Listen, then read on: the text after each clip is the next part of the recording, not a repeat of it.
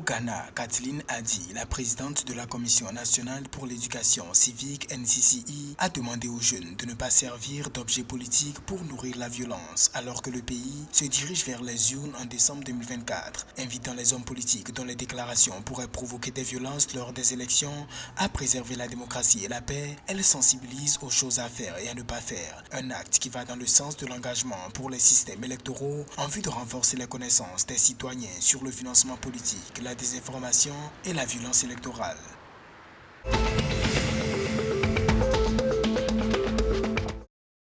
Au Togo, la Banque islamique de développement a approuvé un financement de 60,30 millions de dollars, soit environ 36 milliards de francs CFA, pour soutenir les activités génératrices de revenus et renforcer la productivité agricole. Une enveloppe totale de près de 1,2 milliard de dollars a été annoncée pour 9 pays africains par l'institution financière en vue d'améliorer la vie des populations les plus vulnérables. L'agriculture représente plus de 40% du PIB national et emploie près des 2 tiers de la population active. Malgré l'énorme potentiel de croissance de son secteur agricole, le Togo ne cultive pour l'instant que 1,4 million d'hectares de terres arables.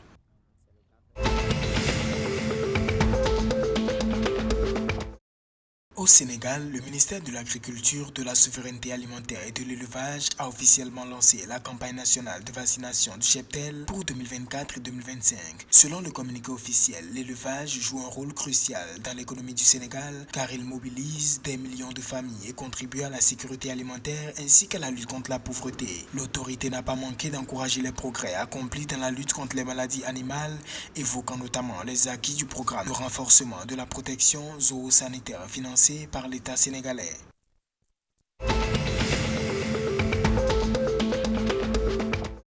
Au Burkina Faso, la coalition islamique militaire contre le terrorisme et le gouvernement ont établi un partenariat bilatéral dans le cadre de l'appui des forces de l'ordre et de la lutte contre le terrorisme. Il s'agit d'une visite de travail du 13 au 18 août 2024 au cours de laquelle la délégation saoudienne a échangé avec le général de brigade Kassoum Koulibaly, ministre d'État, ministre de la Défense et des anciens combattants. Les autorités ont dans la même foulée effectué des visites touristiques, notamment au mémorial Thomas Sankara.